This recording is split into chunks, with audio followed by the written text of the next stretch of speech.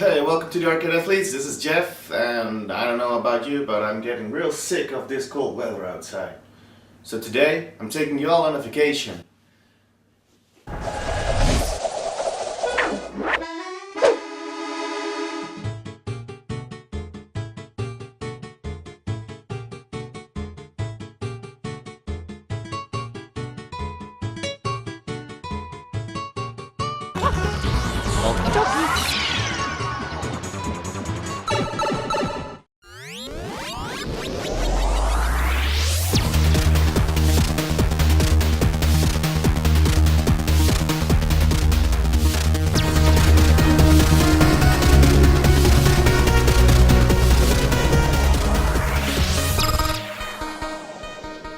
Here we go!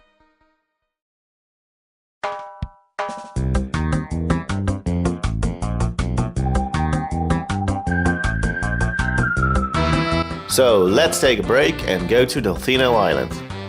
It's got everything you need to relax. A calm beach, nice weather, friendly residents, a filthy harbor, a theme park and a haunted hotel. That sounds just like it said in the flyer. So put on your shades and get your tan on.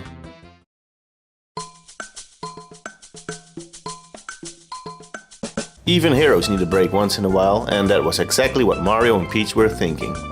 Together and joined by Peach, her wrinkly mushroom, Toadsworth, they boarded a plane and went for Delfino Island. You know, the island shaped like a dolphin.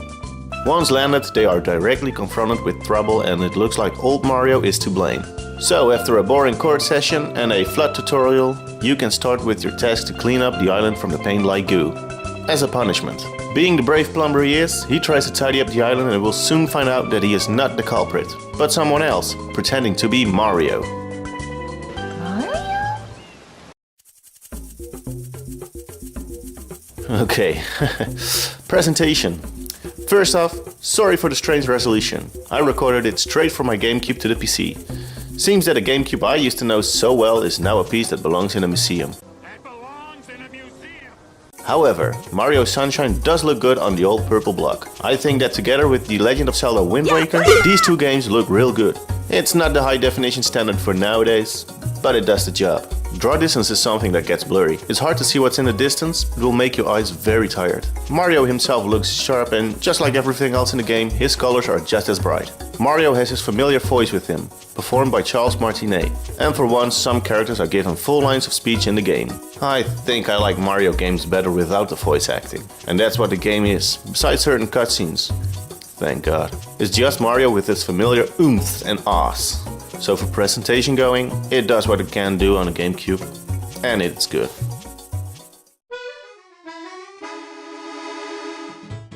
As you might have noticed, Mario is this time packed with a strange device on his back. Brought to you by the very same guy that made Luigi a vacuum cleaner, comes Flood.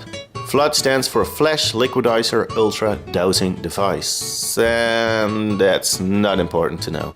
Mario's moveset compared to Super Mario 64 is now greatly reduced. No punching and kicking, no more long jumping. That's really something I missed when I first played it. The Flood gives you some moves depending on which nozzle you use. The standard nozzle lets you spray water. That's it, just a straight line of water. If you hold the R button all the way till it clicks, Mario stands still and you can aim your spray. If you push Y, the camera shifts behind Mario's back and you can spray more carefully. The second nozzle can be used by pressing X. That's the hover nozzle at first, and switching to it will make a second nozzle appear, allowing you to hover for a while, using jet streams. The hover nozzle can be replaced by the boost nozzle or the rocket nozzle later on in the game. The boost lets you go real fast and travel on water. The rocket one shoots you high in the sky. If the can on Flood is empty, just stand in water and refill it with the R button. Using your nozzles in variations on the game, you will experience some different ways of playing. And now something that really bothered me, the controls. They can be a bit clunky. The GameCube controller is something I'm really familiar with, but playing it back, the analog stick can be something that can work against you. Because of the shape on the controller, your analog can only be held in 8 directions.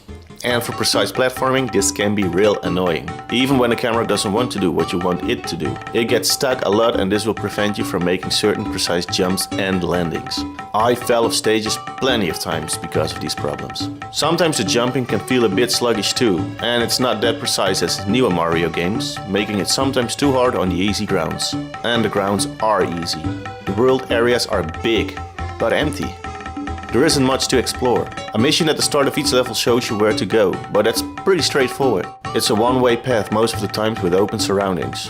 It feels empty most of the time, and that's a shame, because Nintendo could do much better on these stages. The stages that are cool and, let's say, old school, are the secret stages.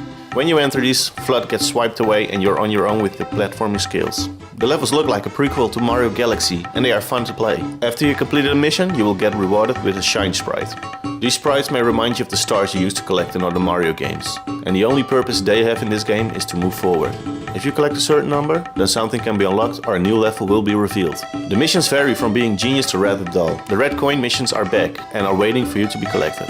The blue coins also make a return, but this time with another purpose. They are harder to find and when collected enough, you can trade them in for the shine sprite on Divino Plaza, also known as the Overworld.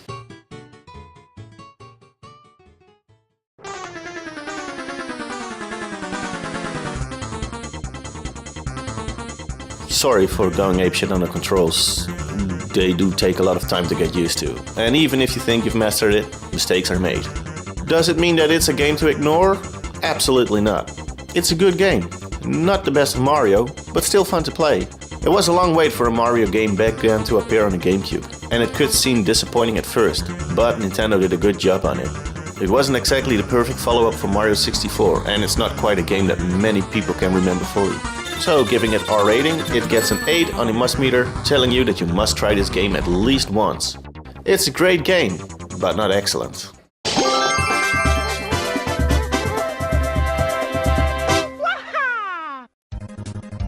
Hello and thanks for watching the review on Super Mario Sunshine. Remember to give it a thumbs up and subscribe to the channel to be the first to know when the next video will appear. The Facebook link can be found in the description and comments are welcome in the comment section. Click on last video for the last video, and for the top pick this time it's Excitebike 64. Get your engines ready and watch that one. This was Geoff from the Arcade Athlete signing out and see you next time.